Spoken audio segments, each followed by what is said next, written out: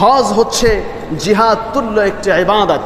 নবীজির কাছে এক ব্যক্তি এসে নবীজিকে বলছেন, ইয়া রাসূলুল্লাহ ইন্নী জাবানুন ওয়া ইন্নী দাঈফুন, ইয়া রাসূলুল্লাহ আমি দুর্বল ভীতু একজন মানুষ, আপনি তো আপনার সঙ্গী সাথীদেরকে নিয়ে জিহাদের দিকে যাচ্ছেন, আমি তো পারতেছি না, আমার পক্ষে সম্ভব না, আমি দুর্বল এবং ভীতু একজন মানুষ, আমি কি করতে পারি?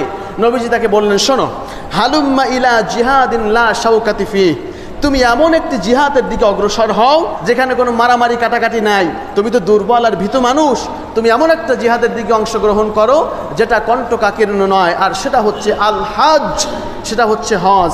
তাই হাদিসের মধ্যে বলা হচ্ছে হজ হচ্ছে জিহাদ সমতুল্য একটি ইবাদত। সুবহানাল্লাহ। সম্মানিত উপস্থিতি, অন্য বর্ণনার মধ্যে এসছে জিহাদুল কাবীরি ওয়াস সগীরি ওয়াদ দাঈফি ওয়াল মারআতি আল হজ্জুল মাবরুর।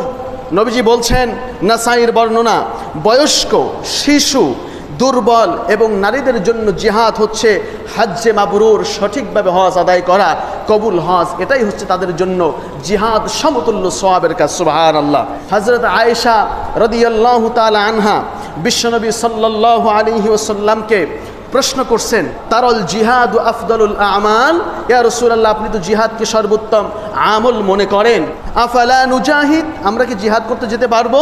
নবীজি বললেন যে না, তোমরা নারীরা আমাদের সঙ্গে জিহাদ করতে যেতে পারবে না, তবে লাকিন্না আফদলুল জিহাদ আল হজ্জুল মাবরুর, তোমাদের জন্য সর্বোত্তম জিহাদ হচ্ছে হজ্জে মাবরুর করা, তোমরা নারীরা যারা আসো তোমরা হজ করবা উত্তম রূপে, এটাই হচ্ছে তোমাদের জন্য সর্বোত্তম জিহাদ। সুবহানাল্লাহ। আমাদের বুঝতে হবে যে হজ এটা ছোটোখাটো কোনো ইবাদত নয়, আল্লাহ রাব্বুল আলামিনের পক্ষ থেকে আমাদের জন্য ফরজ করে দেওয়া হয়েছে এবং এটা গুরুত্বপূর্ণ একটি ইবাদত।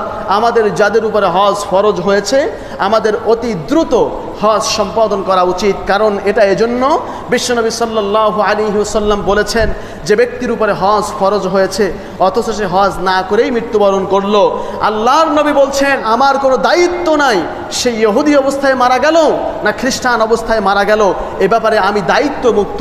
অতএব হজ ফরজ হলে অতি দ্রুত আমাদের হজ সম্পাদন করতে হবে, কোনো গরিমসি করা যাবে না।